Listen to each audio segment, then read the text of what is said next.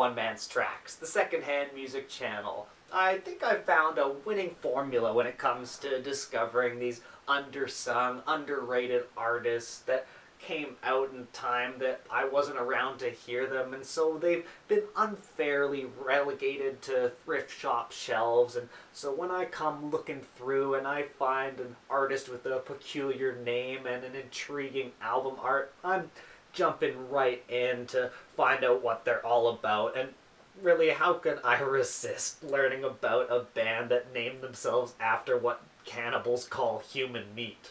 This talented group hailed from Sheffield, England. The Longpigs were made up of frontman Crispin Hunt, guitarist Richard Hawley, bassist Simon Stafford, and drummer Dee Boyle. They would sign with Elektra Records in 1993, record their debut album, but before they could release it, Warner would fold the UK branch of Elektra, leaving them labelless and just paying them out to prematurely end that contract, leaving them scrambling to negotiate a new contract over the next year and a half. They would eventually find U2's new label, Mother Records, and get the chance to finally release some singles, tour with some big bands like Radiohead, and finally release this.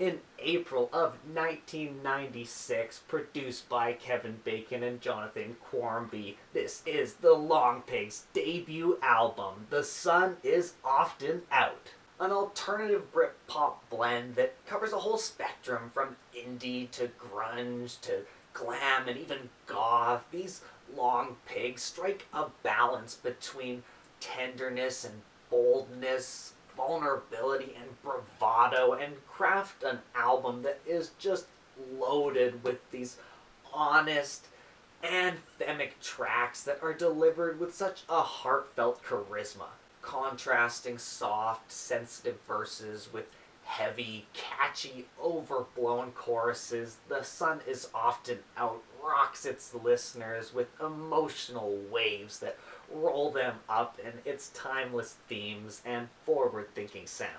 I don't always get this excited about a project that is littered with lovesick ballads and anthems, but the Longpigs have found this artful way of endearing themselves to me through Hunt's dramatic, earnest wails and the band's eclectic rock and flair.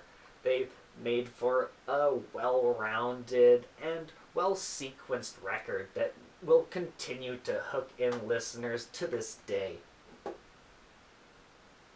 Thanks to the introductory, intimate verses of Lost Myself that brilliantly build to this indelible, overflowing surrender. I lost myself, I cannot sleep to live by myself, I'm far too meek.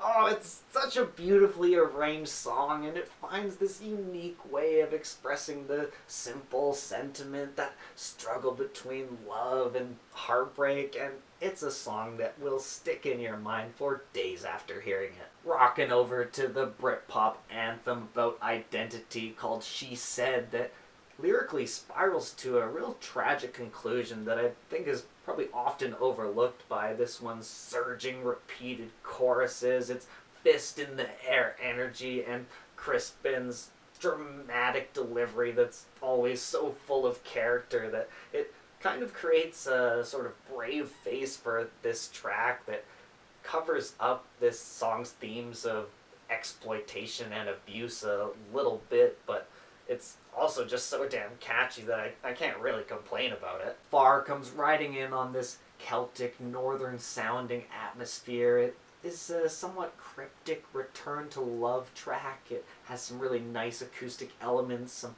punctuated falsettos on some of the closing choruses. It is a bit confusing, and I might be totally off base, but I think the song is about the overlooked value of wearing yourself thin in pursuit of something that's worth doing so. I think in this case it's all about love, but really anything. It respects the journey as well as the destination, not one over the other. A always finding these interesting angles to express these common ideas. We bubble over to a song about unrequited love titled On and On. It's the band's breakthrough single, I think their highest charting track ever, and if not for its awareness of how unhealthy the relationship it's pursuing is, its tender, hopeless romanticism would be quite sweet. Regardless, though, it's still a great song that stood up to the test of time, at least till now, in my opinion. Twangy Americana guitars introduce the next over-the-top number. Happy Again thematically falls right in line with the identity crisis of That From She Said, and once more, it takes such ownership of its helpless situation that you can easily get so wrapped up in its performance and miss out on the comfortable end that it describes in its poppin' choruses or rockin' outro. The band's playful contrasts carry on over to All Hype, a song I believe about losing their religion. It switches between those soft, tender verses and the booming, melodramatic outbursts and makes for a memorable midpoint to this LP. The song Sally Dances has this Depeche Mode-ian aesthetic to it I quite like. It's likely just about another girl, but I like to imagine this one being a rock ballad performed to a personified object or maybe a resilient tree of some sort.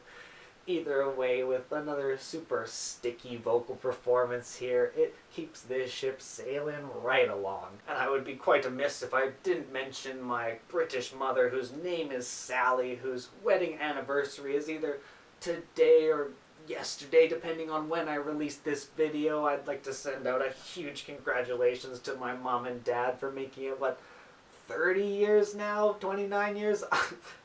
It's a long time. You've certainly eclipsed this little group's run, and I just want to say thank you so much, and thanks for just watching these silly little videos I make. Love you guys. Now, I think I'm just oh so clever for picking an album with a song titled Jesus Christ in it to talk about this close to Christmas. Thanks, Longpigs, for the gift of this opportunity, but I might not be all that clever because I think the meaning of this song is pretty illusory. Could it be about maybe imposter syndrome or a false idolization of some sort?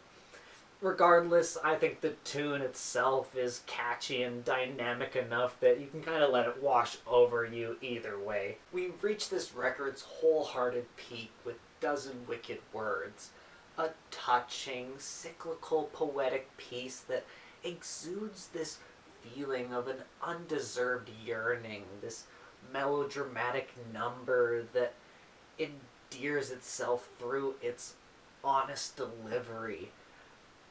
It's a little tricky. It kind of feels like it abuses the intoxicating effects of its atmospheric rock and convoluted lyricism in this weird way that makes me feel like I'm being gaslit into loving this song. Flipping their slow, fast formula on its head and kicking off in high gear with an ahead-of-its-time indie dance track called The Man Who Discovered Elvis. It has some of my favorite chorus breakdowns, as well as energetic, hair straight back verses that have me coming back to it again and again. It reminds me of something that maybe the early Arctic Monkeys might have done, and it has got to be one of the most overlooked songs on this underrated album. Cooling off with the sad boy breakup ballad Over Our Bodies. It has a very forlorn vibe to it, and once again it builds up to a memorable refrain before finally crashing over with a simple, poignant guitar solo that wails this one to conclusion while Crispin's labored screams echo in the background, wrapping up this grand, pining Longpigs premiere. What a solid track list that doesn't quite yet get put to rest, because 10 minutes after the final song we get one more soft, self-sabotaging, lovesick lullaby entitled Sleep that does finally tuck this thing away for good. The Sun Is Often Out proved beyond a doubt that this band did have the chops to top the pops with several top 40 singles coming out of it.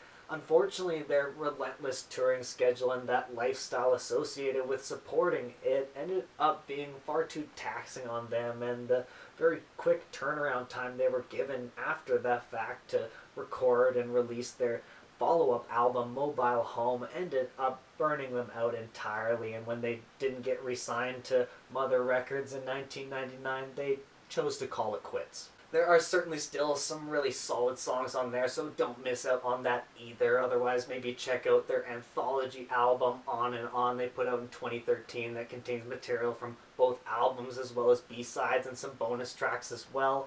They've recently done vinyl reissues of both their studio records, so while maybe it didn't break through per se, it seems that the Longpigs have at least had some sort of lasting impact and maintained some sort of fan base throughout the years. Post-breakup, all of the members of the Longpigs pursued music in some way or another. Crispin Hunt split his time between writing, producing, and politics, with him being an advocate for artists in this ever-exploitative industry. Up until recently, he was the chair of the Ivors Academy. Richard Hawley briefly played with the band Pulp before starting a solo career in 2001. He's since released 8 solo albums, several scores, and produced with a long list of artists over the years. Simon Stafford works in the music department at the University of Liverpool. He's a multi-instrumentalist who's written, composed, and played for a number of bands, currently drumming for the band Black Cat, White Cat, and playing trombone and synths for the Bonacons of Doom. D. Boyle left the band before their second release, being replaced by drummer Andy Cook on Mobile Home. Dee would go on to play for numerous bands and start up his own solo act called Black O'Hill. Sadly, in April of 2017, he passed away at age 52. As sad as it is that there is such a limited number of Longpigs songs, it's nice to know that they all have continued to pursue that muse in their own ways. I'm looking forward to trying out Mayonnaise, Mescalaros, and Holly's solo work. Let me know your favorite thing that these chaps have worked on since leaving the Longpigs behind. What do you think is their most underrated song? Thank you very much for joining me today. If you are somehow still here, please leave me a like and maybe consider subscribing to my little secondhand music channel if you haven't already. Here's a couple albums I think you might enjoy and you can check out in the meantime while you wait for my next throwback album recommendation. Take the best care, guys. All hype. All hype.